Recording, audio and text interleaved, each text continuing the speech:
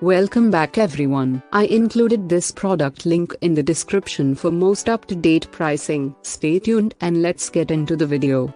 And Pro 2. And Pro 2 is a mechanical keyboard with multiple connectivity options. The keyboard features BT4.0 for wireless connectivity and USB Type-C for wire connectivity. The keyboard can run between 8 hours to 4 weeks, depending on brightness and LED power. The response time is low, and it also features the NKRO/anti-ghosting feature while connected with the USB-C connection. It ensures that your keyboard registers multiple keys at once. The Bluetooth is a bit slow, but it is not advertised as the prime feature of this keyboard. It's an added feature to keep the tabletop wireless. The brightness is not on top of the charts, and you cannot overlap the lighting effects. Setting macros is hectic and time-taking, but they are beneficial for repetitive words and actions. The switches installed in the And Pro 2 are Gatron Brown with a tactile movement. Unlike the linear motion,